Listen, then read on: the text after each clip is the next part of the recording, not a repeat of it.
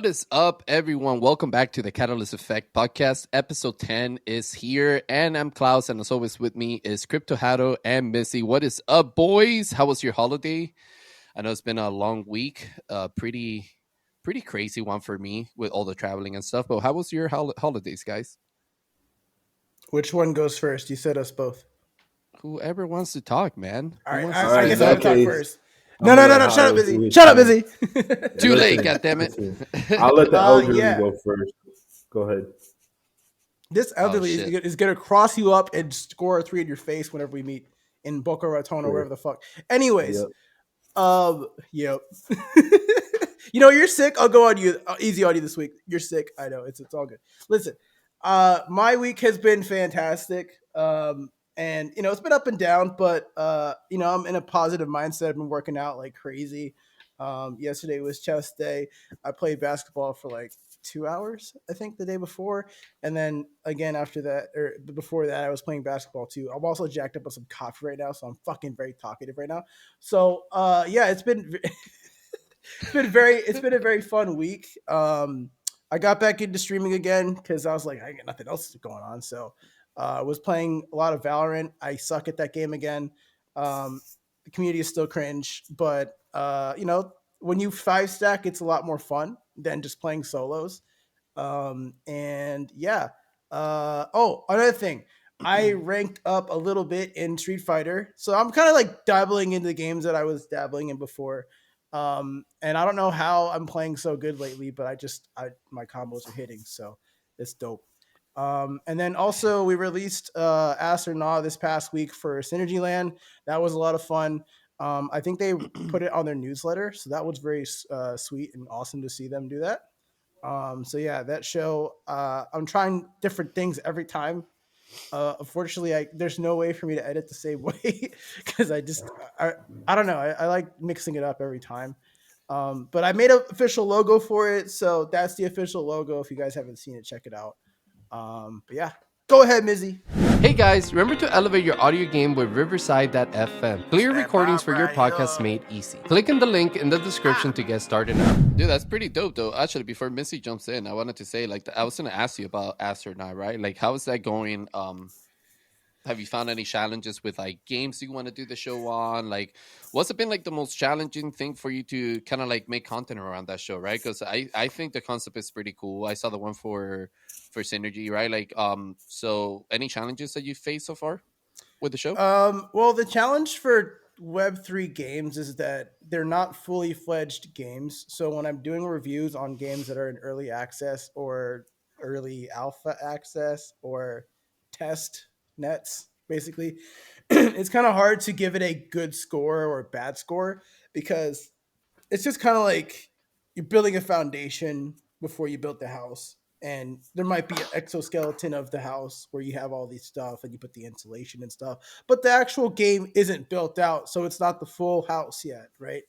And so one of the challenges that you run into is, do you criticize the game because of of like its vision and its current state and how it falls flat to be a game, or do you just take it for what it is and make a part two? And so I kind of did that with Synergy Land. We'll do like a part two towards maybe like Q1, end of Q1, Yeah. to see how it is and give it an update. But I think the biggest challenge for that per se is kind of like keeping myself entertained. I kind of treat it like a stream where I just keep talking and I find little things here that's cool or interesting, and then taking my personal bias away from things too, because I don't, like, you guys know me. I like Town Star, right? I like farming games, and yeah, laugh it up, fuzzball.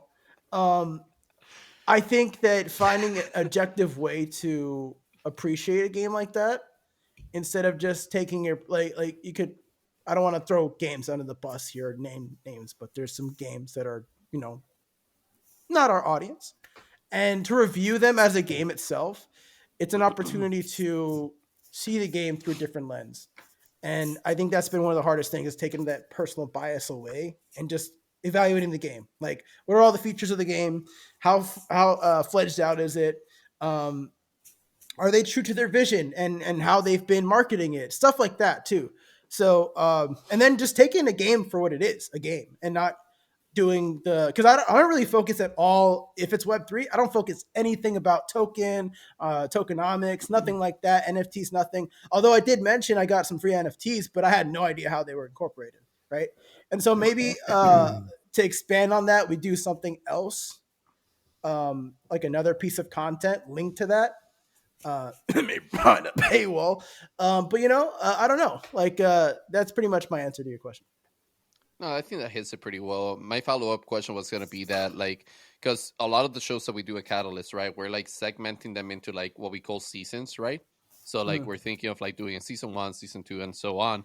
And for Astronaut, that was like my follow up question, right? As the season keep progressing, do you plan to bring back those games that you've maybe potentially they got an ass rating in the past, right? But maybe as they further develop and they keep adding to that skeleton that you were talking about, right?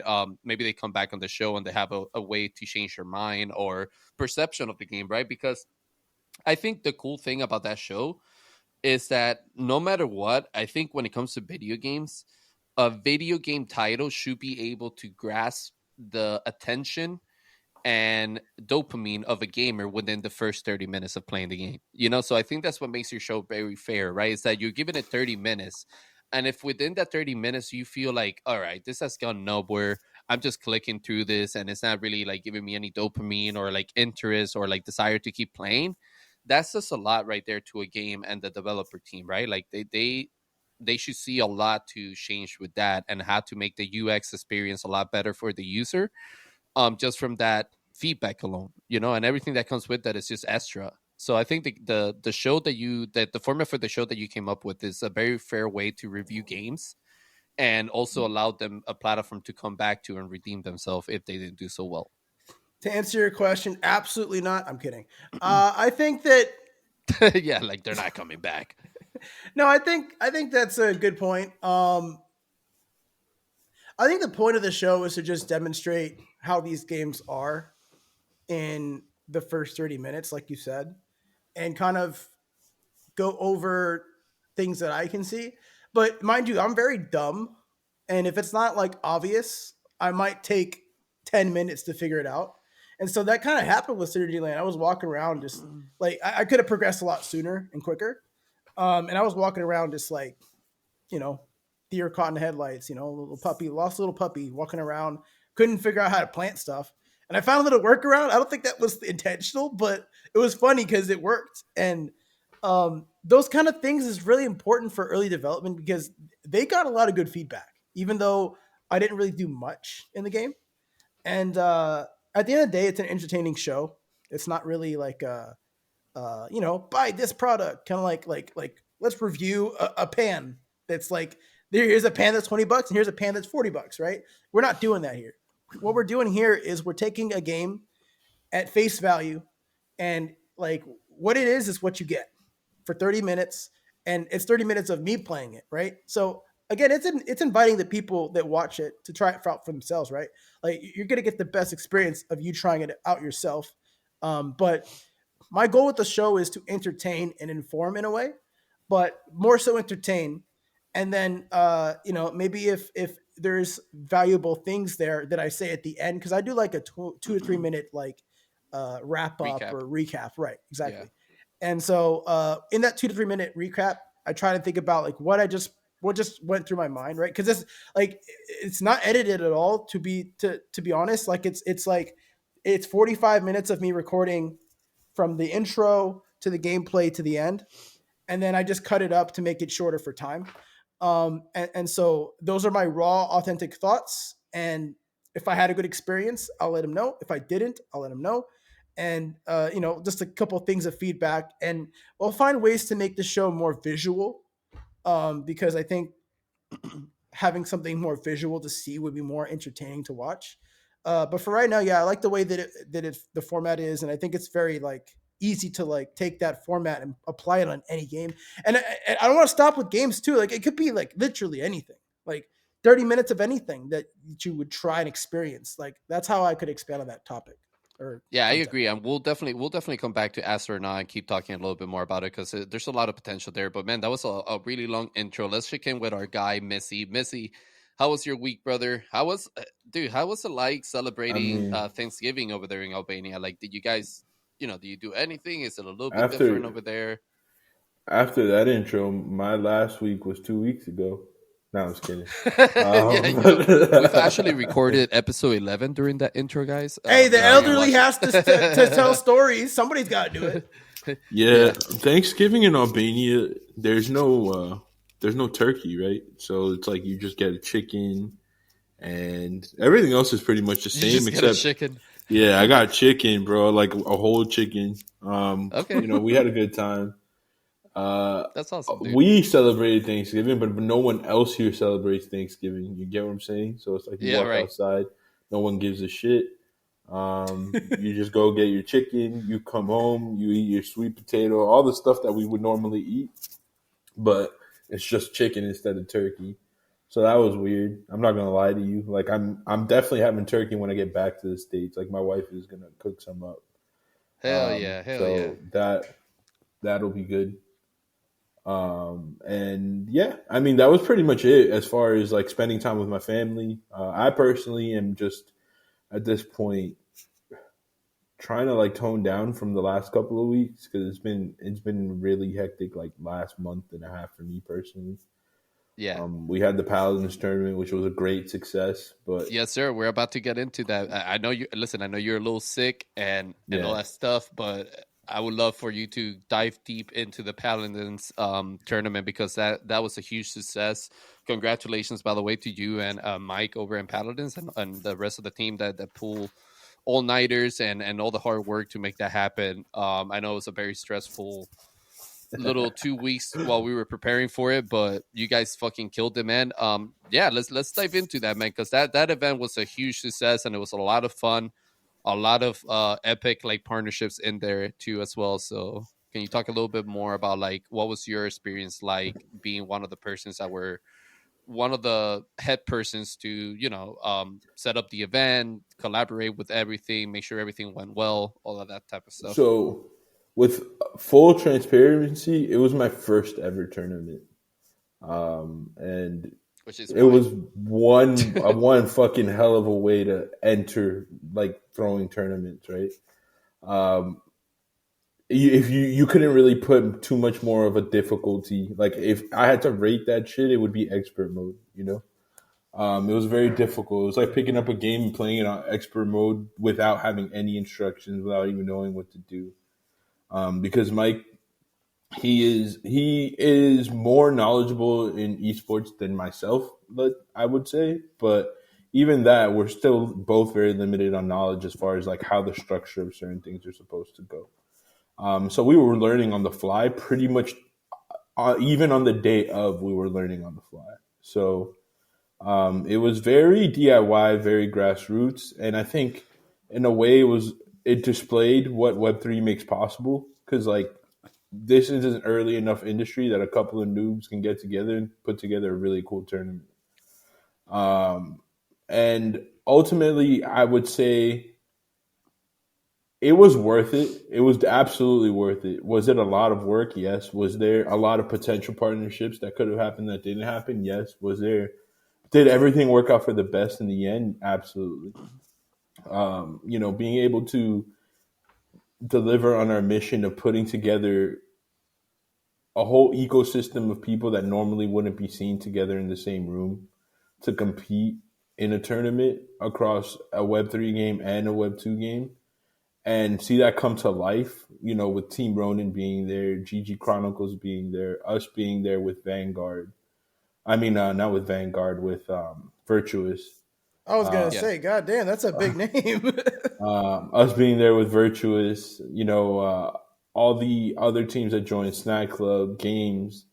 It was just such a cool moment, right? Like seeing so many communities come together. We're all playing. We're all having a good time. Everyone's talking shit. Everyone's making cool content. We didn't even announce the prize pool on social media at all until the end. So it was just really just on the vibes. Like obviously the teams knew what they were playing for behind the scenes, but to be able to market something and not even have to mention that, like that was cool. And yeah, it all really came down to the fact that we had great sponsors. Shout out Cedarfy, GG Chronicles. The rest games, the rest of the people out there that actually sponsored the event. We were very fortunate to get a lot of support.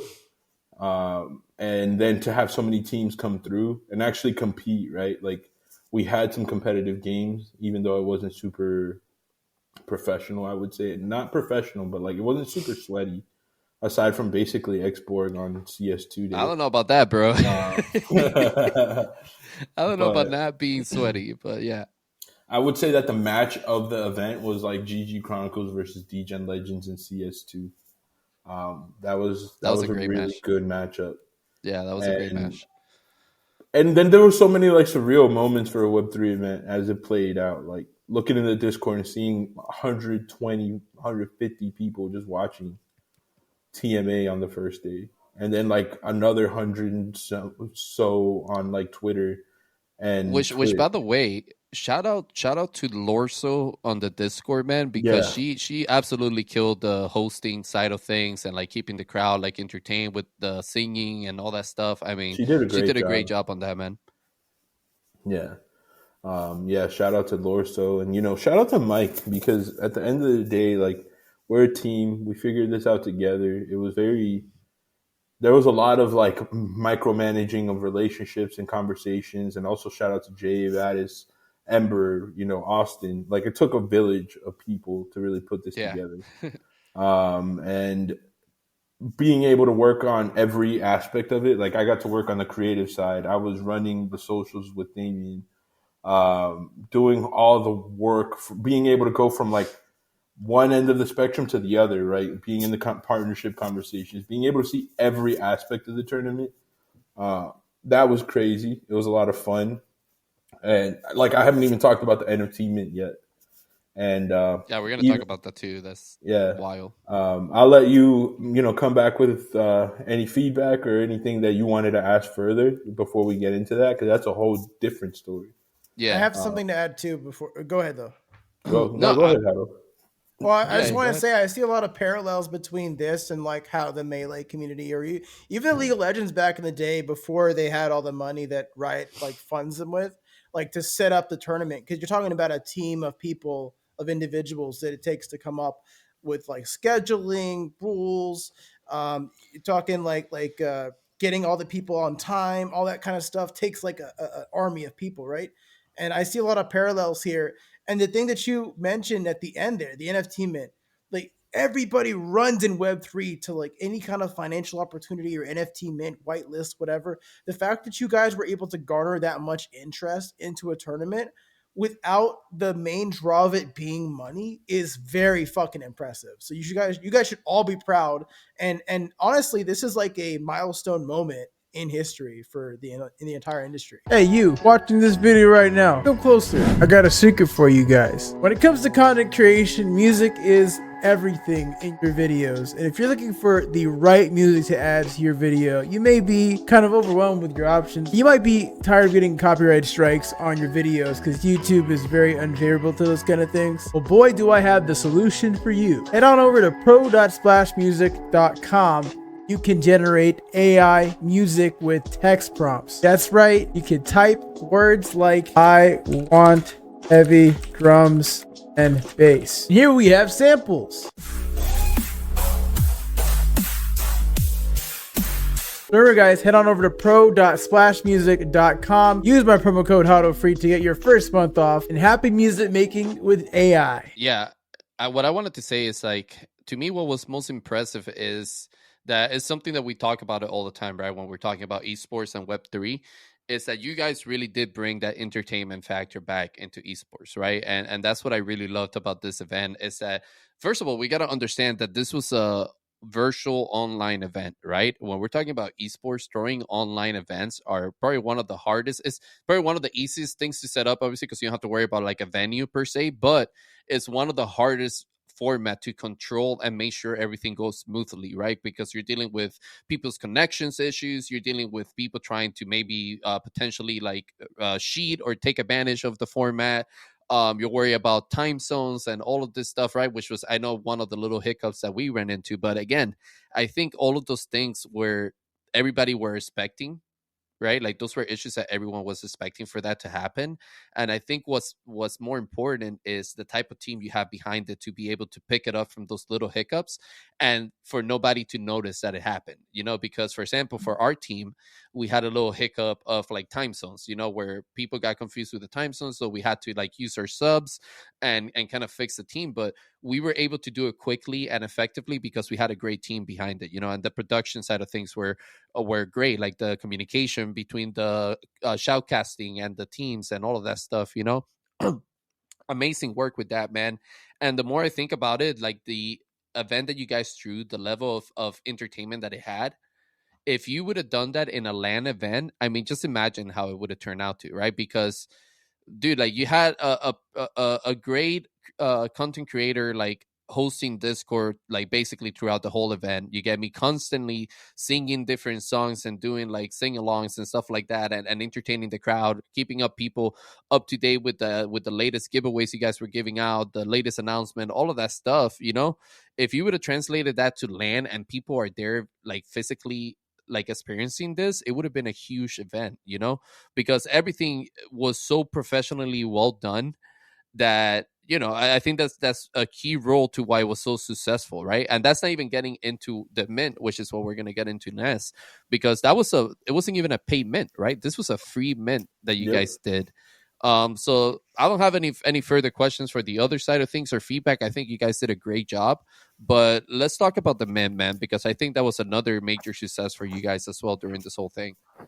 Yeah, and to even before we even get fully into that, to talk about the time zones, right? It was very difficult, but we wanted to have, at least for this very first tournament, we wanted to make it international where everyone was involved.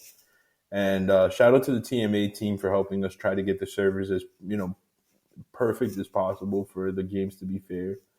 And then Counter Strike, we tried our best, but at the end of the day, that's a big Web2 company. You can't talk to them. Yeah, the time zones were difficult, but luckily everybody was able to pull through. Everyone was more than accommodating with their personal teams. I would say, would I want to really do that again? No, it's very difficult to get everyone across the world on a time zone. And then to deal with ping issues and all that. I think it was a good way to show what Paladins is capable of doing, especially like on a very limited budget. Because all the sponsorship money that we got actually pretty much went into the prize pool. To be honest with you, like we personally didn't make anything from this. We just made sure that we didn't operate at a loss, essentially, and everything else went into the prize pool. So budget wise, we were very limited. Everything went to making sure that the players were taken care of, that the people that we had running the production were paid, and that was pretty much it. Just so just for the transparency factor, like anyone on the team will tell you, we didn't get anything for this. We Can just I ask really you a wanted. question? Yeah, go ahead. So given the fact that the time zones were kind of an issue for some people in the tournament, Yeah. are you guys at Paladins thinking about doing like multiple tournaments for multiple regions, or would that be too much to chew on? Like Yeah, initially, absolutely. I think that is the answer. Multiple tournaments for multiple regions. Maybe not all in the same day, but right? I do see us experimenting with like maybe we'll do an Asia tournament, maybe we'll do like an America tournament, North America. Really just doing things in a fair way so that everyone can compete fairly on ping. Yeah, That's really my concern more than the actual time of people showing up. It's more like making sure that the games are fair. because I think what you could do is like have like a circuit or like a series or what do you want to call it, but it could be like a couple of weeks to months of like regions competing, and then you could do like region versus region kind of thing, and then that Yeah. would be like the main stage kind of thing, and maybe that has to be done in an IRL setting, but I mean that would take more planning because I know that a lot. I know the event that you just handled was a lot to plan and stuff. that would take even more planning, because if you do want to do like eventually an IRL thing, it would have to be at a venue and it would have to be at a location. Everyone would have to like have a I way to would, get there, yeah, I would say that this will be the hardest event we ever had to do because a lot of people questioned whether or not we could pull it off, and that was the biggest Right. issue we had. The thing I love about this podcast is I can be 1,000% honest, and I really don't care. And like I know Mike wouldn't care. There was a point where even some of the sponsors we were starting to line up questioned whether or not we could market this. So my answer to that was the viral tier list. That was kind of my way of putting people back in line and making them understand, like, no, we're very capable of marketing. Like, I know how to market. Setting up the viral tier list. And then we went viral 4 times in 1 week before the tournament started on 4 different pieces of content. So that was our way of making sure everyone understood, like, hey, these guys can market the event. Like, just let us cook, you know? Yeah, now you have footage that you can, use from the past tournament to promote the next tournament, right? So now Exactly. you have even more footage to use to capitalize on that Well, and virality. also we got to understand, right? When you look at it from the other point of view, right? Like this is a company that didn't have a history of throwing events previously, right? Like this is going to be their first major tournament per se, right?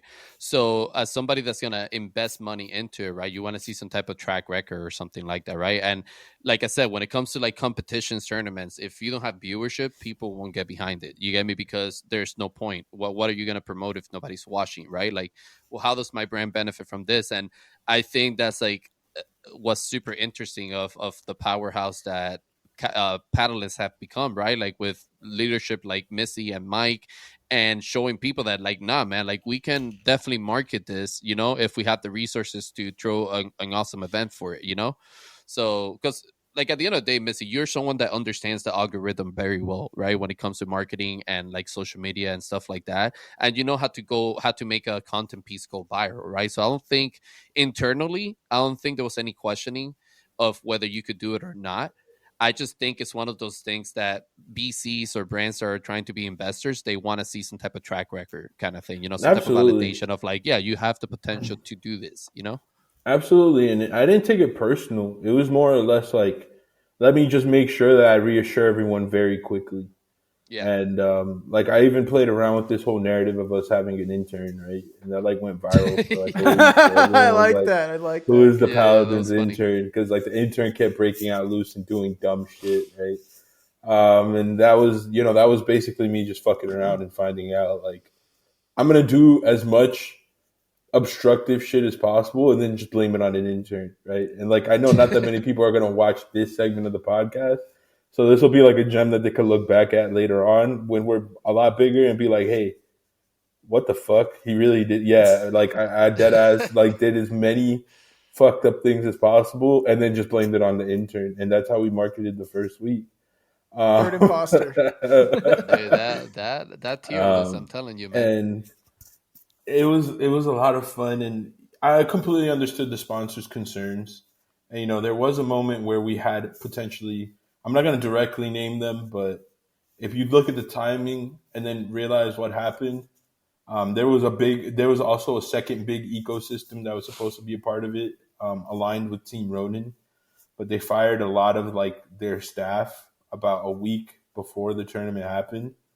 So we weren't able to pull that off, and then that made things seem very shaky after a little while because a lot of the other teams were kind of questioning certain things, whether or not we could deliver. So there was a lot of like things that were out of our control, and I think we just Yeah. handled it so well. So and that starts with Mike, myself, and then the rest of the team being able to stick it out with us. So back to the entertainment though, that was a whole different obstacle in between this tournament, right? Because something that, and it's similar to our ethos with Catalyst, but something that Mike and I hold to a standard is if there isn't Web3 tech involved, we're not Web3. Like, we have to do things in a Web3 light. If we're going to throw a tournament, there has to be a Web3 component. And it can't just be like a tournament dApp. Like, that's why. So we wanted to find a way to make the viewership experience elevated, right? Because that's where we see the real innovation with esports. You know that, like entertainment, viewership, experiences, and it's like selling almost like a luxury experience for an Yeah. esports fan. And we created this concept of the season passes that allows people to, we did that where we made these NFTs, and then we had Austin over at Rev. He had like polls happening throughout the tournament, and people were voting with the passes, and people were also winning we were doing raffles in between the tournament, so people were winning in between matches. They were winning prizes and things of that nature. And then giving people the ability to vote on their favorite teams, vote on their favorite players, do all those types of interactive things that keep people busy in between matches, and finding ways to elevate the experience where it's like, okay, I'm not just sitting here staring at a stream. Like, there's things for me to actively do that actually reward me for my time and my effort.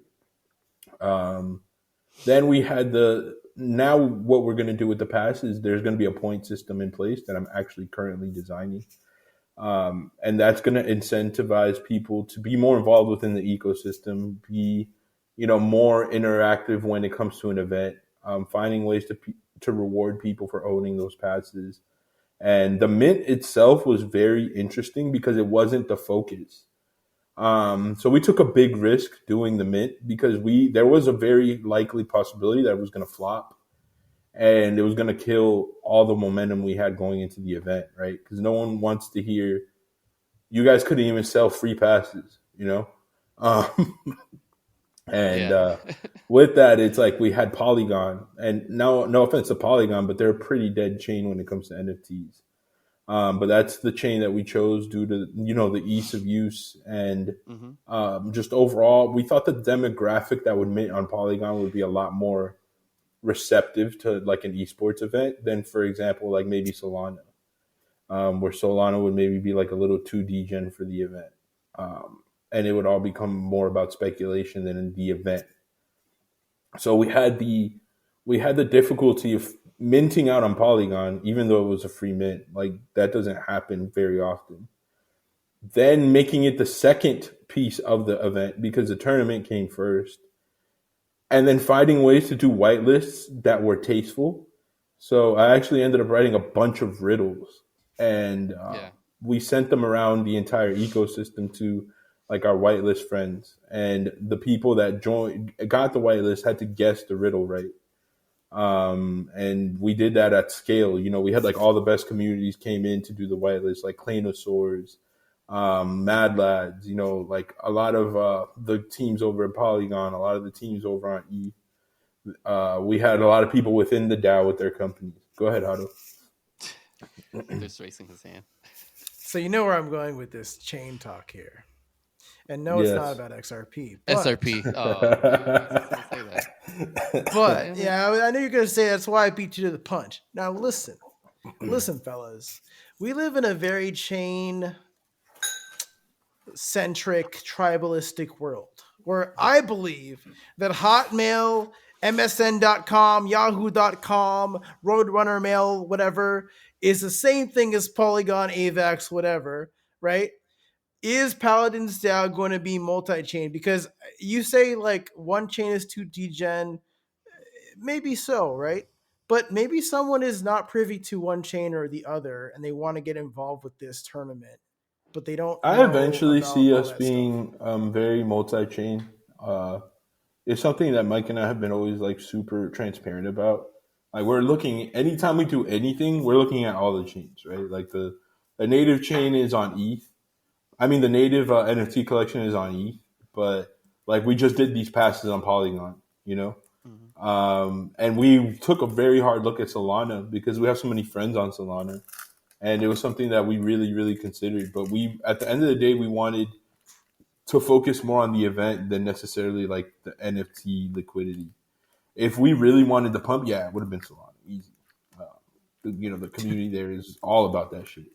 But we really just wanted to focus on the event. So I could see but then you run the risk of it pausing. Yeah, exactly. I could see a future where we use all the chains in some capacity. And that's the thing, like when you're looking at Web3 tech outside of just, hey, let's make these things pump. Like let I'm more for experiences and creating actual like culture on chain, and so is Mike, for example.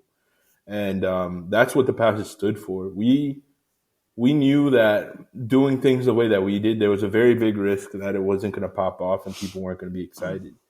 We were very surprised to see it mint in under 30 minutes. To be honest with you, it wasn't Yeah, dude, something I was that. so pissed. I'm, Yeah. I'm just kidding. um, we didn't expect that. Like, don't get me wrong, we did a lot of work, but it's one of those things that as it's happening, you're just like, what the fuck? Okay. Um, we were just like, hey, we'll reach out to our friends and friends of friends, and we'll offer everyone white lists, and cool. Like that's we'll tweet about it a few times, and yeah, we had a few viral tweets in the process, which I think helped.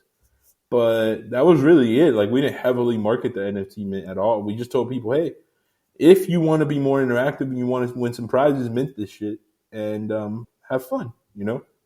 And I look up and Mike and I have a few friends that I'm not gonna call them out directly, but they kind of get to see some of the behind the scenes of the things that we do, and it's like a competitive rivalry where we kind of all shit talk each other a little bit. So we had one friend in particular that was like, yeah, this shit's gonna flop, and then like during the whitelist period, we kind of saw that not all the whitelist communities were necessarily minting as much as we thought, and we're like, oh shit, he's right, it is gonna flop. And then after it went public, and like 20 minutes in, we look up and there's like 4,000 already minted. We're like, holy shit, never mind. Like, so even that was a roller coaster of emotions, right? And I'm probably being too honest about it, but like, I want everyone to be able to watch this and see like the amount of the randomness that happens in an event, the emotion, like emotional roller coaster that you go through when you're doing these types of things. Like even on the day of, we were very uncertain of certain things, and to see everything just start playing out beautifully and like the way that it was supposed to, and when we did have hiccups, it was fixed like very smoothly, very seamlessly. It was really nice because it wasn't always looking like it was going to be that way. Yeah, that's the awesome thing about events too, because I've run like several Smash tournaments and I've given away prizes too, where the winner of the tournament gets an Amazon gift card or some shit, right? And you never know like the kind of people you're gonna get. Um, I even had people try and commentate. Some were bad, some were good, right? You kind of have these growing pains when you're running a tournament or an event, and you kind of learn on the fly, but also you learn from the past experiences, how to run shit, how not to run shit, and all that kind of adds up to is you getting a working product, right? And so I think like all the feedback that you're getting from this tournament is going to continue to make the further tournaments a success, and all that feedback you're going to use to fix all the things that were like questions or whatever. And you might find new ways to innovate on the things that already work well, right? Like you might find ways to mint out in 5 minutes, and it might not even be something you did. It might just be something that naturally happens.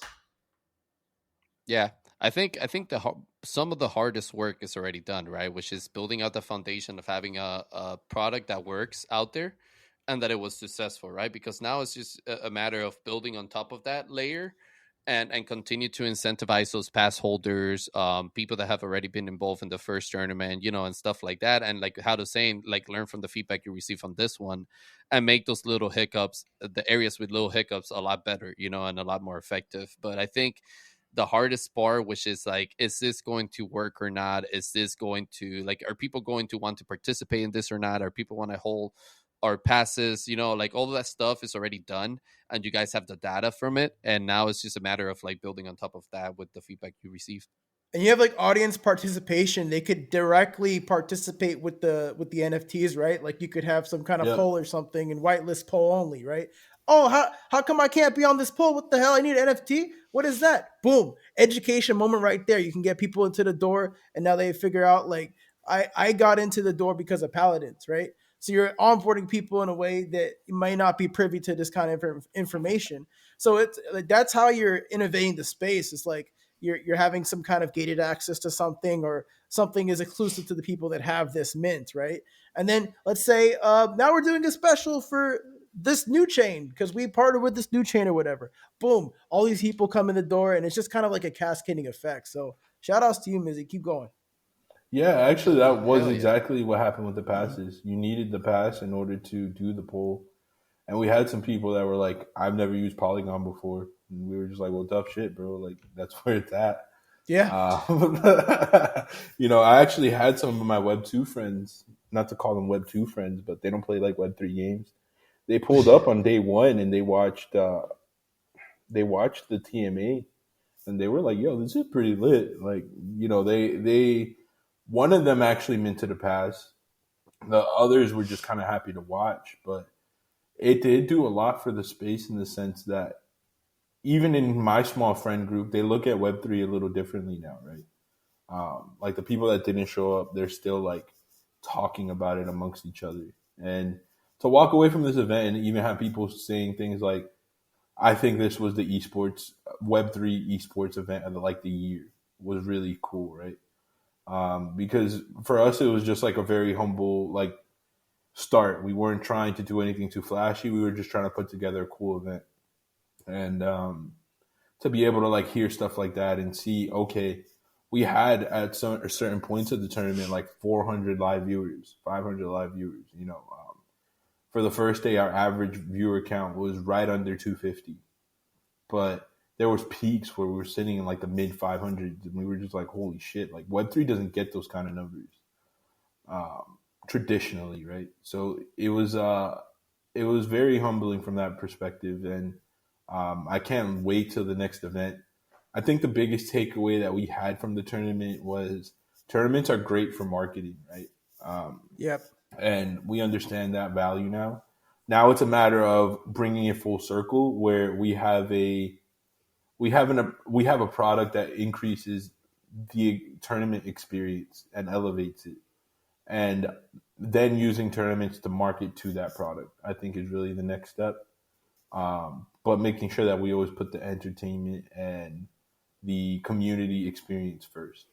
Yeah.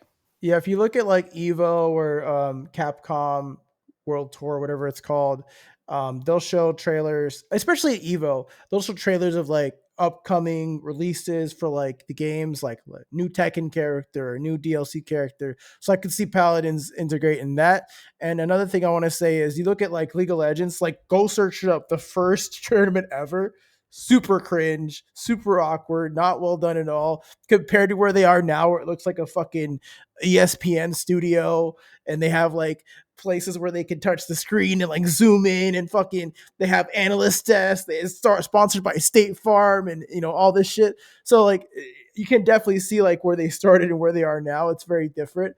And I think Web3, you have a huge advantage here because you have all these like partnerships jumping in into the ground floor. So like the sky's the limit for this project, or where you want to go with this. So Hell yeah, man. I think, like I said, I think it was a huge success, and I'm looking forward to more events that we can work together alongside with Paddlins and stuff like that, and for Catalyst to continue supporting you guys over there as well. But let's move on a little bit from that and talk about what Catalyst has going on, right? Because I think also we've had a lot of things that has happened, I would say, between the last 2 months, especially with like products like the OG magazine, for example. I think that's been going awesome, dude. It's been great seeing it. It's crazy for me to think that we're doing a magazine issue every single week, you know? Every Thursday there's a new one that comes out. I mean, I think that's a lot of fucking work, and I know the level of designing that you guys are doing and the level of writing. It's amazing to see that you guys are able to accomplish every single week on like a 4-day basis, basically, so it can come out on Thursday. Can you talk a little bit about that? Like, because he just Missy, you've exhaled. been Missy, yeah, Missy Bro, has been, yeah. bro. Missy has been the like this man deserves the internal MVP award inside Catalyst because my guy over here has been grinding the fuck out of things for the brand and just overall. Bro, it Um, was yeah, yeah, bro. Go ahead. Go ahead. last Tell me. week, bro, because I was doing the art literally up until the night before, and then Yeah. Thursday we had to deliver the magazine, and then Friday was when the tournament started, right? So I had this really crazy like 36-hour period where I had so many deliverables, and I was like, "Fuck, man, I don't know if I'm gonna pull this off." To be honest, like I was very stressed, and I didn't sleep at all. It was so worth it though. To be able to work on the OG mag and deliver the Oni, the Oni Force issue. For me, as a fan of anime and NFTs, being one of those guys that I wasn't like Bored Apes early, even though I watched the whole Bored Apes go down. But instantly, like right after Bored Apes, I became like an NFT flipper, right? So like I remember when Oni minted and them being, before even Azuki and seeing the hype that Oni first got when it came around. And I was even looking into Web3 gaming back then Yeah. and trying to find like games to play. And I kind of got bored of the games I saw, which is why I was just like, this anime project is really cool. Maybe they'll make a game or something someday. Like that was my thought back then, right?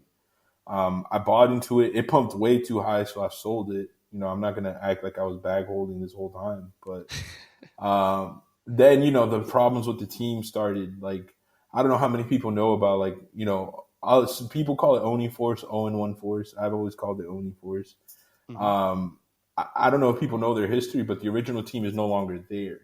They kind of ran the project to the ground, and then a new team took over. And Henry's the CEO of that.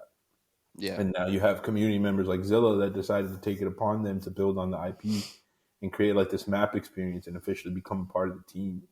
So to be able to create a story where it's like we're this OG kind of brand in Web3 gaming, like doing the first of what we do, and then being able to, highlight one of the OG NFT collections, at least in the anime side of things. That's the type of stuff that I love. And being able to bring something full circle like that for myself on a personal level, like I'm an anime personality, like Mizzy, the anime character.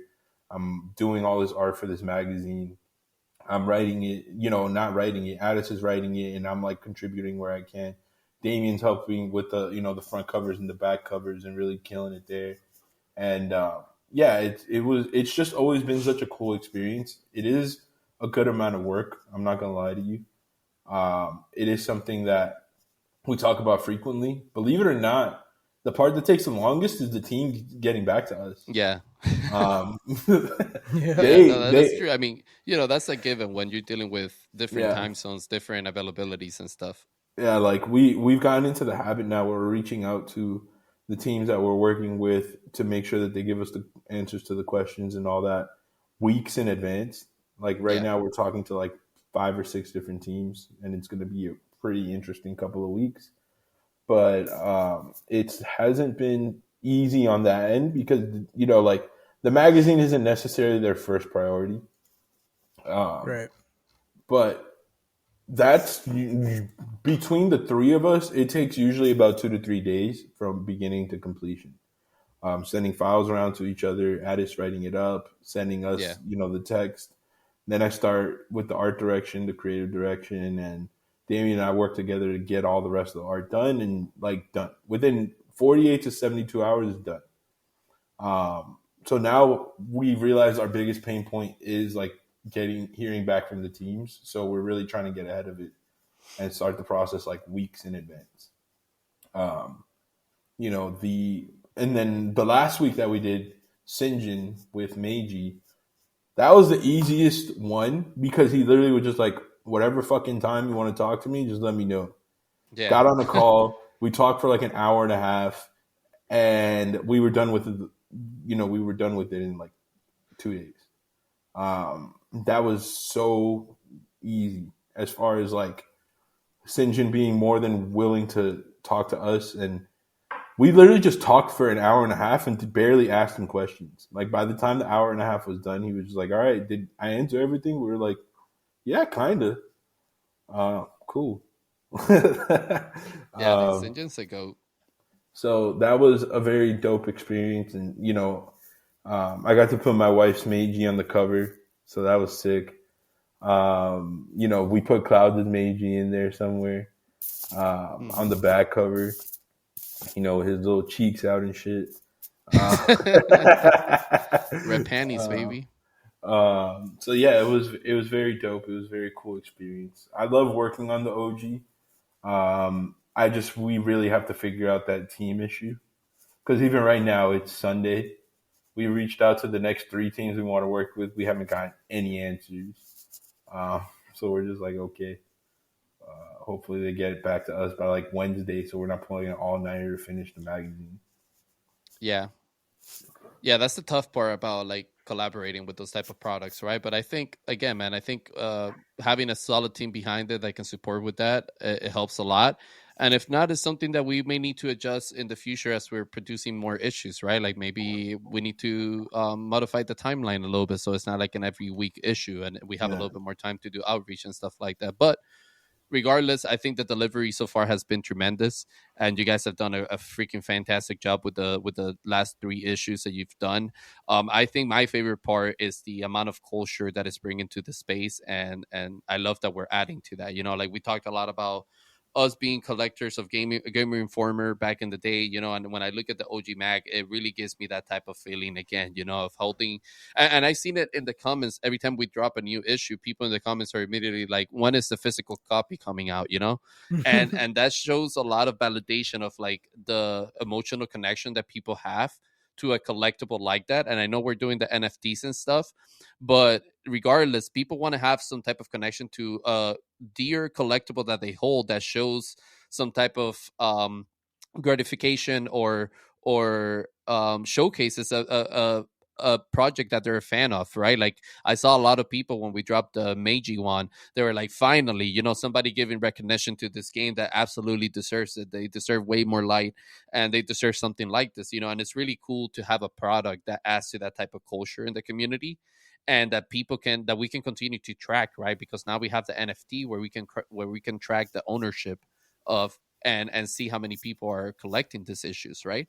I think it yeah, just speaks to absolutely. the space. I think it just speaks to the space of like how everyone is just kind of tired of the same old. And then whenever there's something new and unique, people just jumping to it, and it's like they're hungry for more. So that's why you're seeing that like desire to have something physical, because it's never been done before in this space. Like think about the space that we've been in for the past 2 or 3 years. It's just been just NFT, whitelist, some rug pull here and there, some degen trading, things like that. It's never been, oh wow, like there. I've come across like one crypto magazine, but that's not like highlighting any Web3 games, right? It's not for gamers. It's not built for gamers by gamers, and it doesn't have that kind of like cultural coolness to it, right? It's very like, this is the news and all these products are going to go to this price, whatever. It's the same talking points, right? The talking points now have changed where it's like, this is about a game, and like Well, this is throwback to like what Damien was saying. It's a throwback to like what he liked to watch, look at whenever he was younger.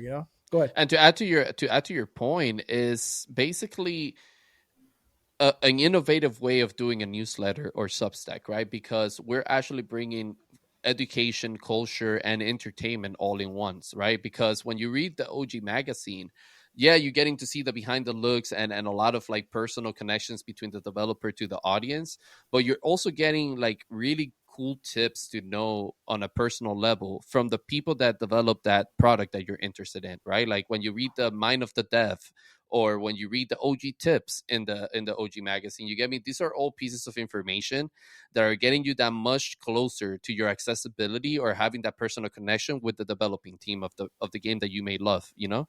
And I think that's something that you don't find often in a Substack or a newsletter. Newsletters are usually very much straight to the point. Like, here are the bulletins that we're hitting in this newsletter. So what are the latest news happening in Web3 or whatever ecosystem you're covering, and that's all you get. You know, we're giving the audience a little bit more of a personal connection between games and what they're interested in, you know? It's kind of like what Mizzy said. We're taking a Web 2 approach with Web 3 tech, right? Because if you think about how traditional games are made, you have a development team, they go through dev diaries, they talk at conferences, they might go to real life events and talk about their game there. Well, like the OG magazine is an opportunity for a gamer to learn about their favorite project, and maybe they don't know about this X, Y, or Z. And at the end of the day, a lot of people treat this space as like an investment. They don't really treat it as like the gaming industry. And so we're kind of reshaping that culture and being a catalyst, if you will, to kind of make people think, these are actual people making games too. There's why was the pizza the choice for Mighty Action Heroes. Well, there's a story behind that. So there's stories to tell here, and you're right. It's like it's kind of like journalism too, in a way. A little bit It's of yeah, I think a couple things. One of my favorite things about the OG tip for last week with Meiji was seeing how Sinjin factored in his poker history Yeah. into the game, where he was like, "You need a bankroll management." Yep. What he means It's when he says that isn't like be rich. He means like think about your money as you're playing it, because there is things for stakes when you're doing BBP and Meiji. And he's well, you have basically to spend saying money. like, It's a yeah, it's a turn taking game. So if you have to yeah. spend money on your move, you have to be very strategic with that. Yeah, he's basically saying like, well, you spend like a certain amount of Meiji. It's like points inside the game Hmm. to enter the match, right? And he's basically saying that the way Meiji works is there's a certain amount of luck where you could win even if you're not the greatest player, but understand when you're unlucky and manage your bankroll accordingly due to that, right? And sometimes, like when you're playing poker, you just go on unlucky streaks, or you're sitting at a table and you're just the skill cap is far too high if there's like too many players present, like a table of like 9 players or something like that. So that is the advice he gave us, where he was essentially like, if you're going to play this game, manage your bankroll accordingly, like if you were playing blackjack or poker or something like that, or Hold'em. And that was a really cool insight to see how his personal work when he was at Poker Stars trickled into his game. I love seeing stuff like that because it's super personal, right?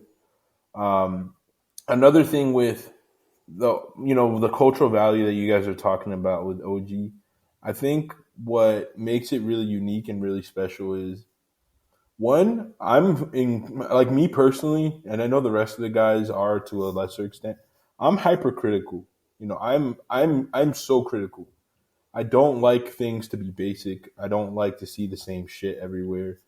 I'm very vocal about that, and a lot of other people are too. It's not just us. It's not just me. It's not. It's, you look around the space, and almost every other tweet I see is someone criticizing how someone else does content, or someone criticizing what we see in the space. The difference between, you know, I would say us and a few other people and the rest of the space is we put our money where our mouth is, right? We don't criticize people and then do the same shit that everyone else is doing. We will literally go out of our way to make our lives more difficult to do things a different way. There isn't a single Substack in the space, and this is no offense to any of our friends, that I actually care to read, right? Like I'm not one, I sure, like, I read, but I'm not necessarily a Substack guy, one.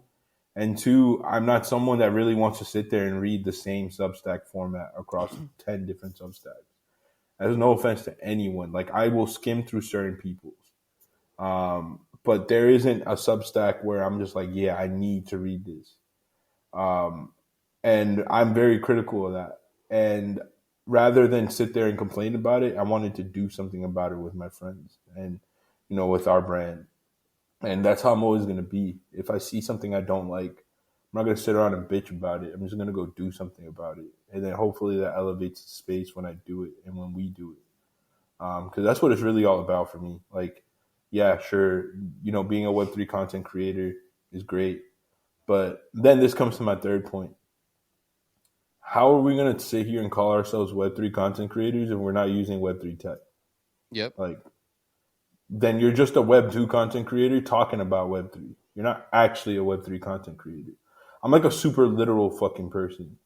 Like, if you're telling me that you believe in this tech, why aren't you using it every chance you get? Because it's not as easy as turning on a camera anymore, right? Like, you actually have to worry about minting things. You have to worry about smart contracts. You have to talk to devs. You have to make the relationships to make that technology come to life. And for me, it's like my whole focus on being able to work with our team and, and all the support that I get, because I get so much support from so many people, is to use that support to elevate like experiences through Web3 technology. Doing the Substack and making it something that you collect, bringing that to video as well. Like we talked about, with season 2, that's going to be a focal point. Uh, for me, it's all about I'm going to be what I criticize. What I'm going to provide the solutions for what I criticize. And if I'm going to be a Web3 content creator, I want to use the technology actively. Yeah. Um, I want to make sure that I'm creating unique experiences that you would never be able to see in Web2. That's what excites me about this space, which is why like I have so much respect for Bryson. Right, he actually uses Web3 tech even when he's doing content on Web2 stuff. That to me is what makes him a Web3 content creator, no matter what game he's actually covering, because it's introducing people to Web3 tech in those touch points versus people that will like advertise Web3 products all day but never use them. It just seems very disingenuous. Yeah, I mean, it's the same thing when people are criticizing Web3 games all day long and they don't even play it, right? I just don't get that type of mentality because how can you provide valuable feedback and constructive criticism, right? When you're not even using the product or the technology.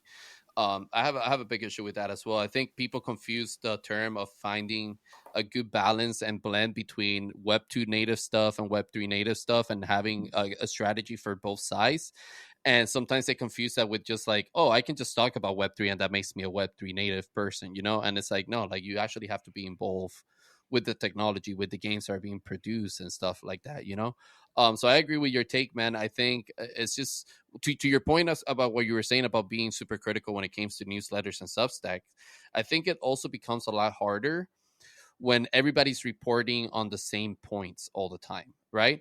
Like when you look at Web3 news and you go see newsletters or Substack, you don't need to read three different Substack. Like just by reading one, you're probably going to hit most of the same points that everybody else is hitting, you know?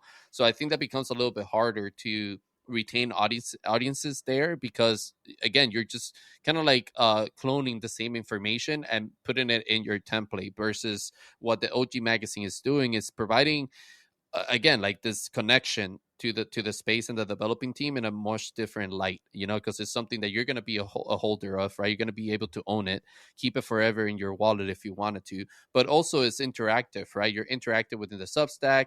We did the thing where we're airdropping the NFTs to people that solve riddles and stuff like that, you know. So it's a whole different experience in my opinion. But how do I know you've been waiting to say something, brother? Let it out. Tell us what you think. What are your opinions? This over We've here said a looking like he lot has an of evil good plan. things. We said a lot of good things. If you want the mint, it's on Polygon. Use Web3. Hmm. So maybe Astronaut needs an XRP mint. Hmm. Hey, something to I start looking mean, into, I I guess, man. mean, for the sake of transparency and doing what we do best, you could totally make, do something similar to what we do with OG Magazine, where each, AI art and tech and stuff like that. Like you can make like almost like a movie poster, right, for every astronaut episode, and then like that's what people meant. So Or many options. maybe, So many or options. maybe you make like an MP4. Like Austin made us a custom MP4 solution, right? I'm Maybe gonna you make get an in my MP4 lair. out of the video, and like that's what people meant. I will Um, get in my lair and I will have people download the Zoom wallet on their phone and I will get you people in XRP. you All you right, do man. All right, calm that. down. Calm down. Don't fucking start boarding And on then I'll have the people. last laugh. Sounds like you're trying to dump your tokens on people, bro. Let's bring it Oh, I back. Yeah, Let's can't bring it back. dunk my yeah, tokens. yeah, yeah, Nexo, yeah, yeah, Nexo. No, but listen, to reel it back real quick, we've had 3 issues so far of the OG magazine. yes. Which one has been your favorite? How do you first? um, that's tough because impact wise, the first one was the most impactful, right? I can't Mm, disagree with that. mm-hmm, Um, and it was really well done. mm-hmm. But art wise, I gotta go with Oni. I think that Ooh, I I was think that expecting the that. the background of Oni, like with like the animation of the pages flipping, was really cool. Like the background was a really good choice. The colors just pop most, but close second is Meiji because of the actual images within the magazine. And ironically, I don't think the first issue was the best looking, but it was the most impactful. So it's hard for me because I think the Oni was just the best contrasting colors. There's a lot of red there, and red's my favorite color, I've as you can see. So, but yeah, that would be my order. But yeah, definitely Oni Force for sure. I can respect that. I can respect that. I can see how, I agree with a lot of the points that you brought up. Missy, what about you, man? Have you had a absolute favorite one so far? So I'm with Hado, right? Like the first one is always going to be special because that's like where we made. I would like to say where we made history. Some people might not look at it that way, but I'll always look at it that way, and that's the only validation I'm ever fucking looking for. So I'm gonna say we made history. Um, but as far as fun, it was definitely the third one. Just because I got to put my wife's Meiji on there. Like we put IRL pictures of Sinjin in there. Yeah, that was Um, dope. it was the first time I felt like we were truly helping a project. I don't want to say helping because Sinjin obviously is like doing a great job at marketing Meiji, but there was a lot of people like in Addis's audience that had never been exposed to Meiji before. And like I felt like we were bringing more exposure to a project that people hadn't been hearing about on a wider scale. Like in our immediate Web3 gaming community, everyone knows Meiji. Hmm. But when you're thinking about like multiple communities and NFT people and just overall, there was a lot of people that discovered Meiji through that. Um, Even if it was like one person or five people or 10 people, like, that's what I do this for. Like, that's what we do this for, Yeah. to be able to, bridge audiences and bring people together. So I think from what the intended purpose of OG was, the third one is definitely the most validating. But the first one, I mean, that's where we made history. So for me, it's always going to be the first one. But as far as fun, it's going to be the third one. Yeah, man, I have to agree with you guys. I mean, for me, my favorite one is the first one as well because one, I was issue in that magazine, I was featured in that magazine, so I think that was super special for me, being to be part of that in the first issue. But as far as like design goes, I think the one that I had more connection to was the last one with Meiji, because as soon as I saw that front cover, man, it just hit me with the Kill Bill vibes, immediate connection there. I opened the magazine up, and as I scrolled through the pages, I saw all the like red splatter that made it look like slashes of sword and stuff like that. It was just really cool, a really cool design. Loved the tips in that third issue as well, with getting to see Sinjin's story and like the behind the scenes of how he got to develop Meiji was really cool. But I think all of them have had their own different impact, right? And they're all like cool in their own way, because when I see the Oni one, like Hado was mentioning, that design for that one was amazing as well, the visuals and all that stuff.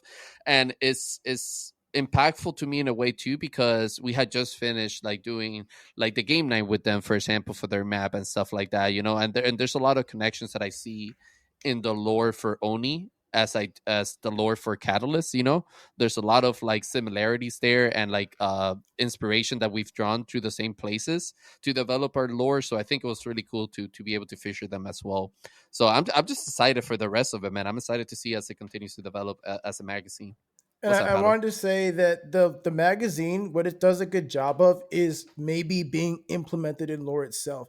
I could see. I don't want to speak it into existence, but I could see like one of these games, maybe my not my hero, um not my pet hooligan, Mighty MAH. Action Hero? Yes, Oh, god Mighty damn Action it. Hero, yeah. I'm getting the buys in my fucking head. Yes, I could see that where it's like there's an opening cinematic and like the dude's reading an OG mag, right? I could see Mm, that kind of possibility happen where Catalyst is like into the lore somehow with the OG magazine, because it could be something very iconic in the Web3 gaming space. That it's like, I know that logo, I know the Catalyst logo, and therefore like it's forever in the game as lore. I could see that yeah. happen like I mean, very it's easily. definitely not a far-fetched uh possibility, right? Because we talk about interoperability in our space all the time, as well as like IP usage, right? And like being integrated into an ecosystem, into the IP of an ecosystem, right? So like I could totally see that, man. I mean, I could totally see a game maybe featuring the OG magazine as like a collectible or something within the game, like that you can find or something. Imagine like being able to find like a little magazine in Mighty Action Hero as you're walking through their map, and then it becomes like an NFT collectible type of thing, right? Like you discover OG magazine #1, like, you know, where Fisher the Mighty Action Hero story or something like that, you know, similar to what we did in Dead Drop, finding all those comic books around the map, you know. Right. So like it could Yes. be integrated in so many ways, and that's the beauty of interoperability in the ecosystem of Web3. When people hear that term a lot of the times in Web3, they're thinking like, bro, how are you gonna put like Master Chief inside like Sea of Thieves? You know, how the hell is Master Chief gonna be running around a little ship and fucking fighting a kraken when he can like fucking, you know, he's like 7 foot tall and shit? It's like that's not what that's not the limits of interoperability, right? Like He no, gonna sink that damn ship. bro, like yeah, the motherfucker can jump and like be on top of the kraken in like 2 seconds, you know. But that's not the point of interoperability. Interoperability can also be used as integrating, like you're mentioning, how to little collectibles as achievement, as Easter eggs, as different things within another game's ecosystem, right? Like imagine if you were playing Sea of Thieves and in one of the treasure chests that you found in a fucking island or in a quest, you found like a little action figure for your boat that is Cortana. You get me? Like that's still interoperability between Halo and Sea of Thieves, but in a way that Sea of Thieves can incorporate it in their coding. You know, or it doesn't always have to be like mechanics are going to transfer with the assets. You or know, an opening cinematic of a game, and it's like the dude it pulls can out an be OG mag, you know, or he's wearing a Catalyst hoodie, like just the little things it can like be that, so little many subtle things, things dude. like that. Yeah, It can be their game, their name tag. You know how the Master Chief has like the military name tag thing, the duck tag. You can incorporate Master Chief's duck tag in another game. You get me? Imagine playing Illuvium and all of a sudden you find that in the that's fucking cool. You get me? And gamers would relate to that because we're used to finding Easter eggs in games. We're used to finding things that don't belong in an ecosystem or a game and finding some type of connection to that, you know? So absolutely. I And think we're so early in this space that anything is possible. Like literally anything is possible. Like 4 months ago, we didn't have Catalyst, or 5 months now, actually, Mizzy, right? We didn't Yep. have Catalyst, right? Now we're making an OG mag. Now we're making other shows and stuff. Like all these things can be incorporated together, and that's the beauty of Web3. Is like it's just one simple phone call or conversation between parties, and it's very interoperable in the sense that you can use NFT technology in Web3. I think also it's just a very common thing in our space is we like to take an idea and try to 10 time it like super quickly, you Mm-hmm. know, and people forget about executing at at a smaller level often, you know. And I think when you think of terms like interoperability, right, everybody gets excited about it. It's one of the most difficult things to achieve within gaming or any ecosystem, right? So we need to start thinking of ways to implement it at a smaller scale that allows these developing teams to have time to form some type of relationship within their ecosystems that's Mm-hmm. going to drive them to want to implement interoperability in them, right? Because when you think about interoperability, it's like, well, how the hell does a developing team win from that? You know, like they're going to use somebody else's assets into their game. Like, how is that going to drive like sales for their game? Like, blah, blah, you know, like all this stuff is like, because we're thinking about interoperability in like a 10 times, 100 times development cycle. You know, we're not thinking about the smaller scale that it can bring and bridge those experiences for gamers. Fortnite did it first, Fortnite did do it first with their IP, but that's more of like licensing, right? Like, right? but I do see the interoperability there as well. But it is that costs a lot of money for Fortnite to do. You know, all those licensing deals that they had to acquire, and they don't really own those rights. They just bought the license to use it. You know, as a skin. Yep. Yep. So I Yeah. do see it there, but yeah, man, I think we can definitely implement it at a smaller scale if we become a little bit more realistic about it. I think I fully agree. Like,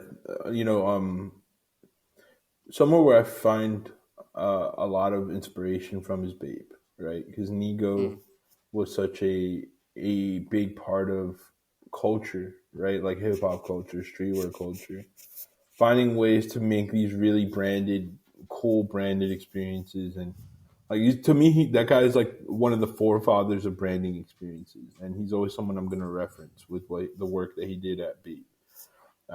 And like even from the figurines and the toys and like all the crazy shit you used to do, right?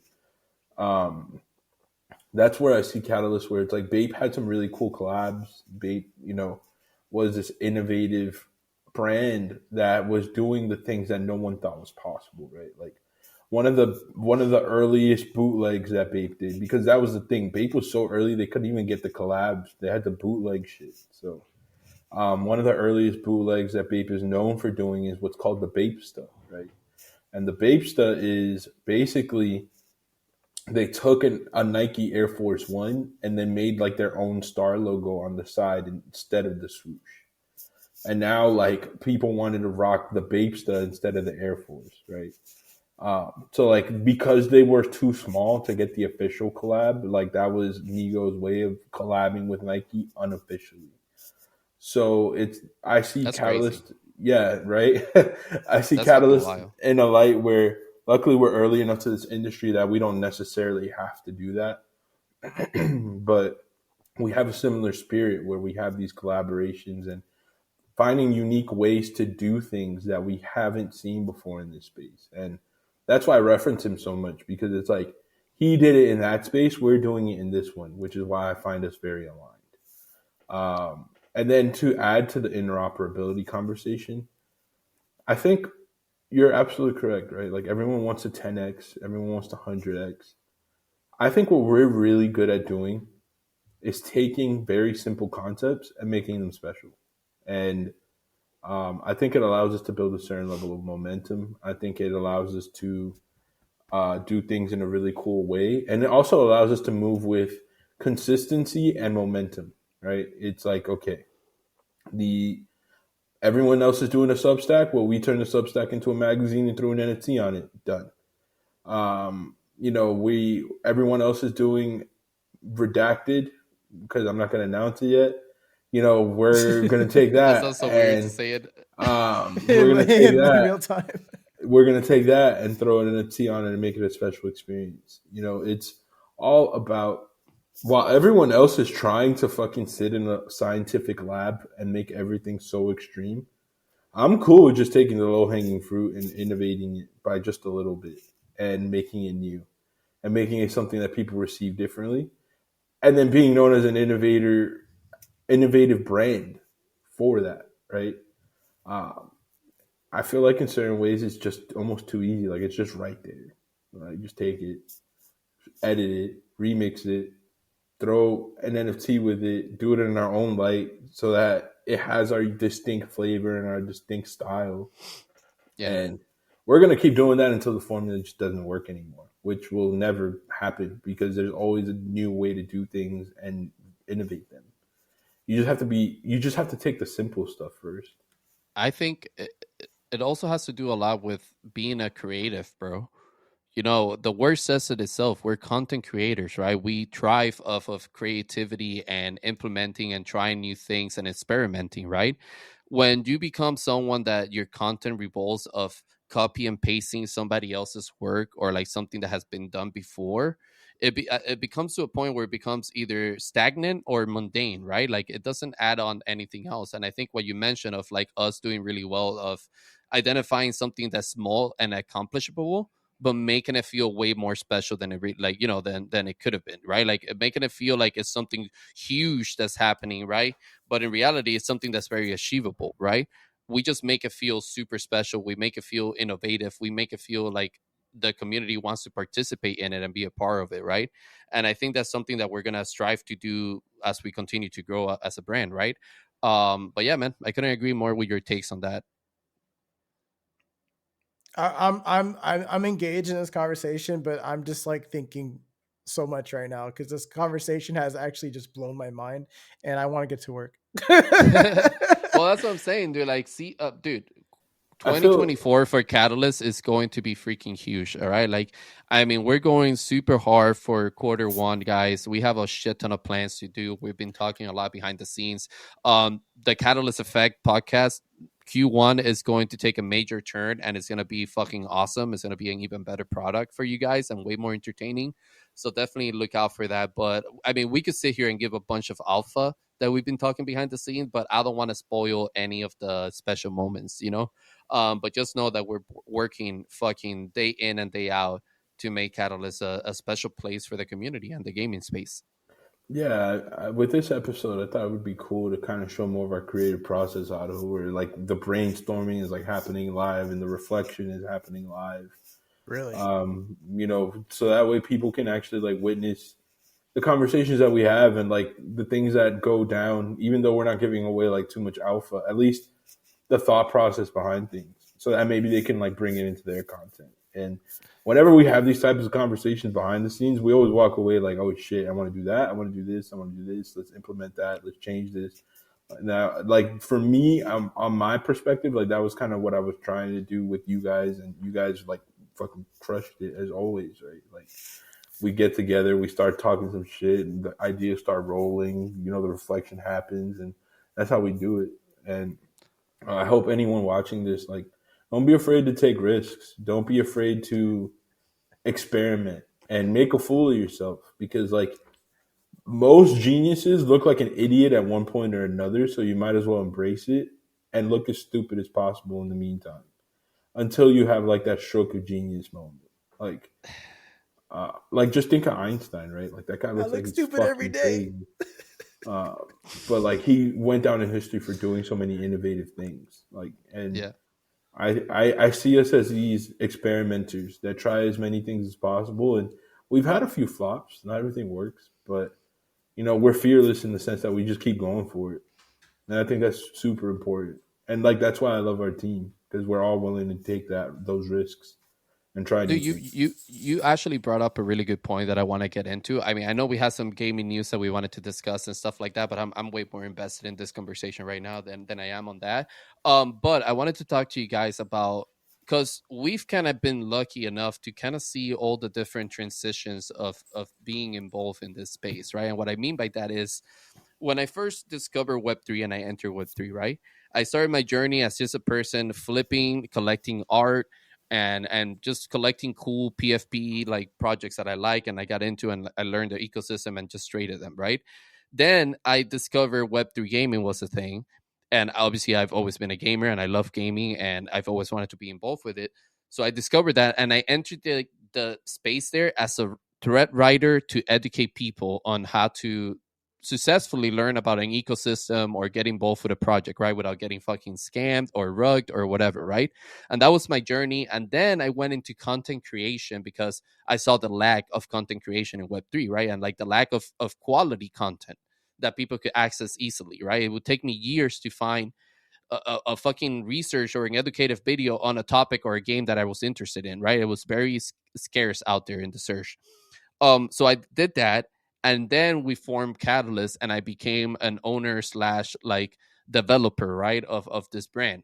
So we've seen all the different like positions, I guess, in Web3. And one of the things I've noticed ever since like being an owner of a brand is, man, the amount of time that it takes to execute things and do operational stuff, right? Because I think I've had less time to produce content than ever before, because I'm so, and I think that's a part that a lot of people don't get to see, and the reason I'm bringing this up is because as content creators in Web3, one of our biggest, like, I guess, jobs or accessibility things that we have to make money or whatever is to provide advice to companies or like developing teams, right? And provide them with feedback, provide them with being in the advisory team, provide them with constructive criticism, guide them to the game loop and all that stuff, right?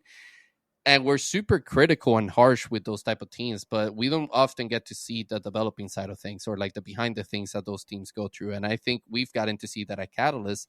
And I'm not saying there's everyone out there is doing it right, and that's part of us starting Catalyst, is that we wanted to, like Missy was saying earlier, we didn't want to be a group of people saying like, oh, this is shit, like people are doing this like incorrectly, blah blah blah, and just talk about it. We wanted to be that change, right? We wanted to be that solution, and bring what we were noticing that was lacking into the space. But can you guys talk a little bit about your own experiences as an owner of a brand versus like when you were just a content creator in the space? Oh, I mean, it's like moving mountains. It's like being an owner of the brand. Um, you've always had like ownership of what you do, but it's more so that you're like representing a brand, and I wouldn't say you're like more. You are under a microscope in a way, but it's like every decision that you make. individually can propel things forward together. Meaning, the individual effort that you put in, um, without a brand or like a business, has less weight because you have all these followers or whatever, but it don't really mean that much because you're just working for you individually. And so unless you're like millions of follower Andy and you've got like, people like offering you left and right this and that, that can be kind of like impactful. But if you don't have that, every decision you make is very independent and doesn't really do much in the grand scheme of things. But when you have like a brand behind you and you're representing that brand, anything that you do is the representation of that brand. And in return, all the eyeballs that you're getting from that brand is being redirected to you in some way, and you're redirecting eyeballs to the brand. So it's kind of like back and forth kind of thing. And so I, before anything that I did, um, I don't want to say it was meaningless, but it wasn't as impactful when it comes to content creation. But once we formed Catalyst, then I saw things change very rapidly from where it was like it was just me coming up with my own idea without any kind of influence or any kind of like guidance or even like a thing to reference as to like successful, right? And then it would flop, and then I would be there like, okay, back to the drawing board. I don't know what to do. Once we did Catalyst, it was more like, all right, this is my role. This is what I do. This is what I do well. And I'm getting that feedback. So I think it moved mountains for me personally. Awesome, man. That's a lot of solid points there, and I relate to a lot of what you're saying with the moving mountains part, right? And like having that team to kind of validate for you like what's working, what's not working, what you should improve on, what you shouldn't like do when you're producing the content, right? I think that's a really strong tool to have when you're a content creator, but also when you're just trying to produce entertaining like pieces of content, right? Yeah, and one more thing I'll say is it helps you identify your strengths and weaknesses, and then you can identify strengths and weaknesses in your business partners too, because then you can say, oh well, they're lacking in this, let me offer this. Oh, I Yeah. lack in this, let me seek out this, right? So that's another way that it helps too is like you kind of get a better like you're more self aware of like what you need to do to be successful. Yeah, absolutely. I agree. What about you, Missy? What from your point of So, view, has anything changed for you ever since becoming like an owner for Catalyst? I mean, ultimately, everything's changed, right? I'm to add to what you guys are saying. For me, it's a lot of it has to do with decision making, and on a content level, I think we have to define what content means, right?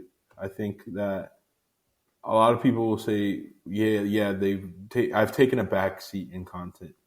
I would argue differently. I think I would argue that, for example, Clouds, you and I say we don't make content. We're on two fucking shows, every week. Name to me, there's not many, maybe like Sam from Wolves, Jonah. Name to me anyone else that's like, outside of like our group that's really doing two shows a week, every week with multiple people, bringing on guests, doing things, right? Some three Um, actually, because Clouds is yeah. also doing another show too. So Clouds is doing another show. I'm also doing a magazine. So there's like three yeah, things I have to deliver yeah. on every week. And content isn't even my focus.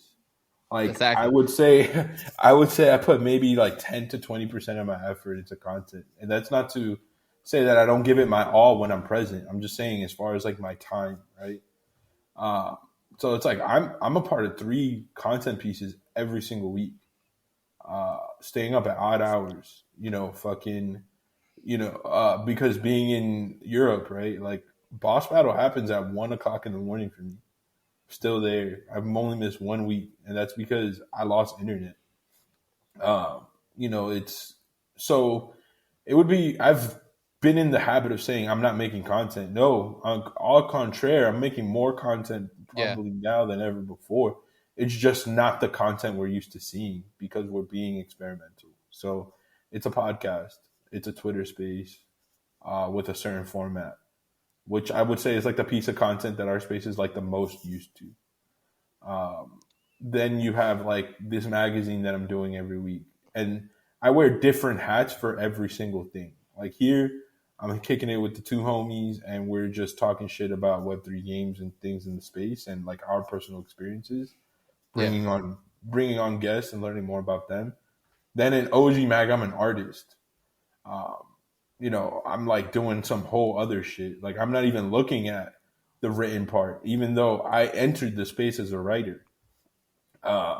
Then I go work on Boss Battle, and I'm like helping with the production side of things, but also like a panelist there. But like I have to mind.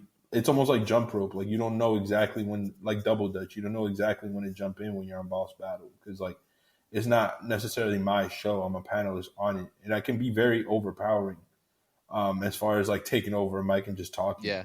So I try to shut up as much as I possible, know right? Hado knows how that feels. Um, Yeah.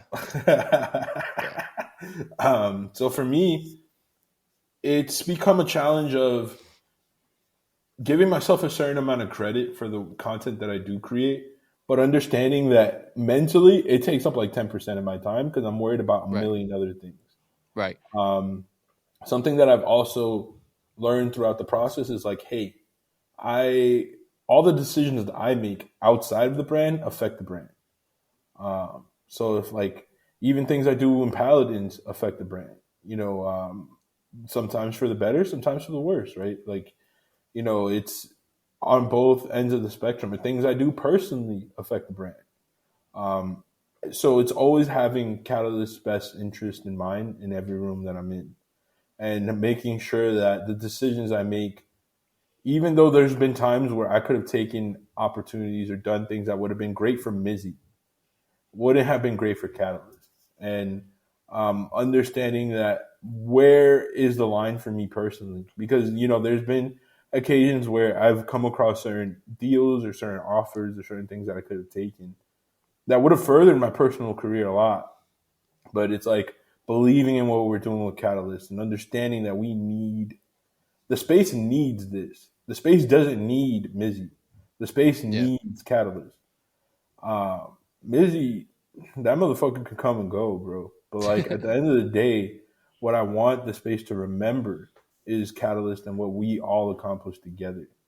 Yeah. And understanding that for everything to happen the way that happen, like it's destiny to me, right? Like, how the fuck do you get five guys from different corners of the fucking world to get together, create content, play fucking Web3 games in a pretty much abandoned industry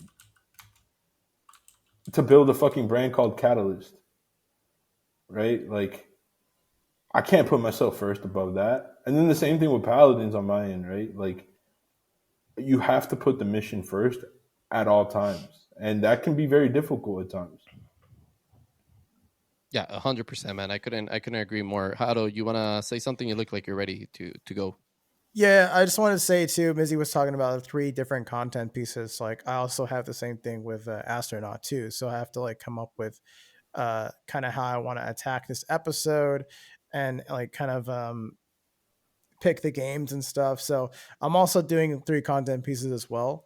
And the one thing that I wanted to mention about how the business really impacts the show is a show like that gets support because of the business. If I create this show without the business, I don't think it would have the same kind of like levers that I could push to get the opportunities to review the games in the first place. Because if Crypto Hado was to do Astronaut, it would just be some random guy making review about games, right? And it would be a little different because it wouldn't be under the umbrella of Catalyst, where it's like this is our, I don't want to say handshake, but it's kind of like a handshake with the game, right? And if we shake the hand firm and well, you know, there's more opportunity there, possibly, right?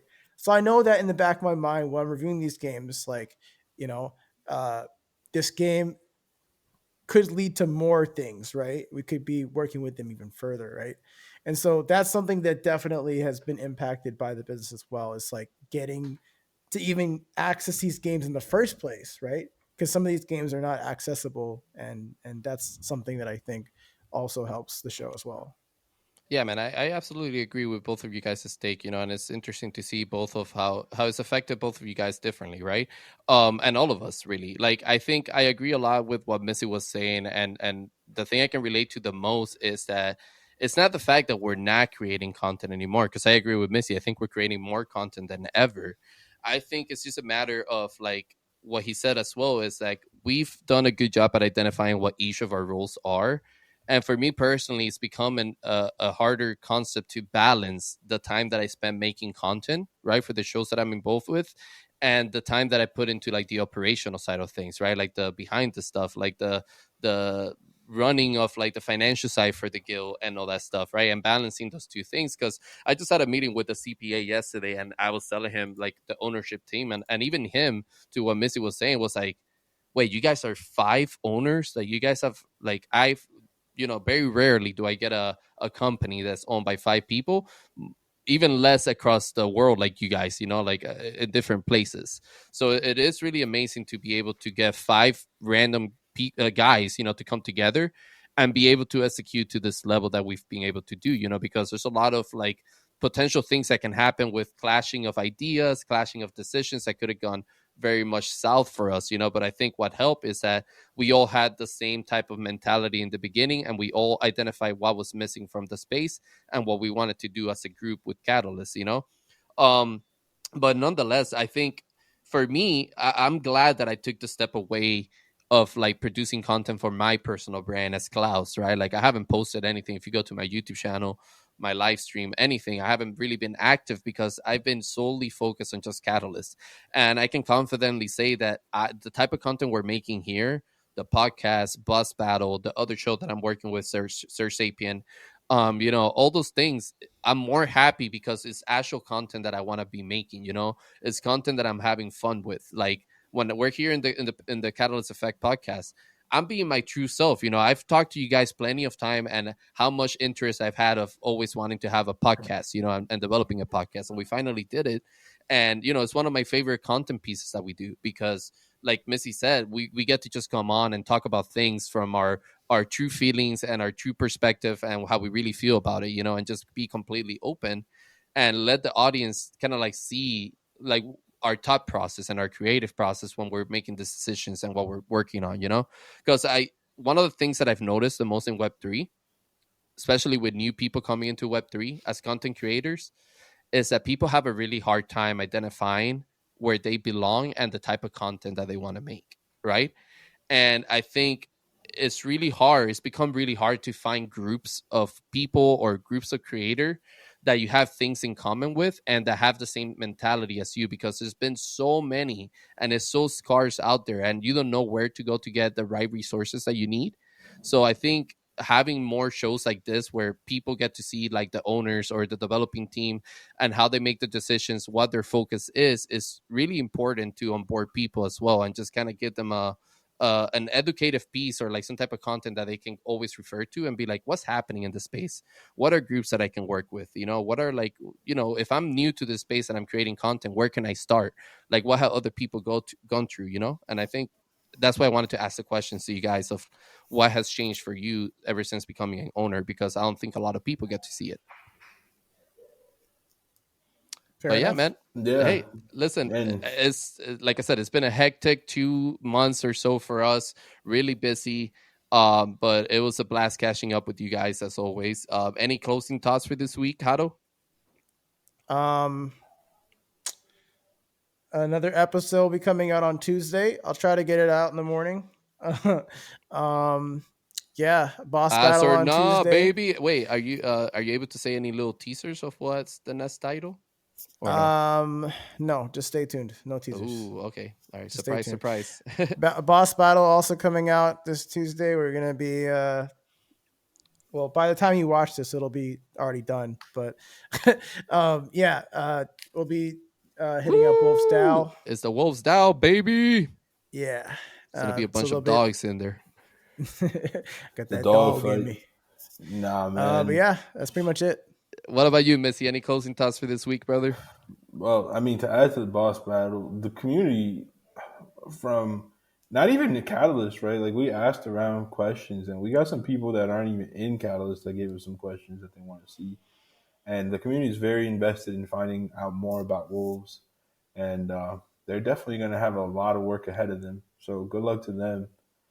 It is not going to be an easy boss battle for them, but I'm sure Payton's going to handle it like a maestro. So I'm no doubts there. As far as closing thoughts, I really urge people in this space to think about the impact that you're going to have when it's all said and done in this space. If you're trying to truthfully build in Web3 gaming, you're going to be building for the next 10 plus years, the next 5 to 10 plus years. Think on that time scale. Like, don't think about the immediate, the short term, because Web3 gaming is just getting started. Like, the gaming market outside of Web3 is still technically a hyper growth industry. There's 3 billion gamers, and they're expecting the number to go up by 30% by 2025 to about 3.3 or some shit like that. So it's like, that's still technically a hyper growth industry. Then you factor in Web3 gaming has like less than 1 million players, less than 500,000 players. We got a very, very, very, very long road ahead of us. I would make sure that as I navigate the space, as a personality, as a brand, as a content creator, whatever it may be, you think of that and you make sure that if you want to build in this space for the next 5 to 10 years, you're making the decision to put yourself in the best place for success. Whatever that definition of success is, it's going to vary by person. That's really my closing thoughts, because, that's something I have to think about every single day as someone that's a co-founder of 2 projects. And, I became a co-founder in both of those projects in a very short time span between each other. And I always, being in a business, in 2 businesses, you have to think of how the business is going to be impacted 5 to 10 years down the line, which definitely changes how I view myself as well. And if you are an aspiring entrepreneur in Web3 gaming as a content creator, you should definitely also factor that in, because I do think you have to ultimately put yourself last a lot of the times, and to put your business's best interest first. Hey, listen, words of wisdom right there, man. I'm not even going to add anything else to that. That was a perfect way to end it. Guys, this has been episode 10 of the Catalyst Effect podcast. As always, I'm your boys, Klaus, Hado, and Missy here with me as always. We'll see you guys next time on Friday. Peace. Bye. Goodbye.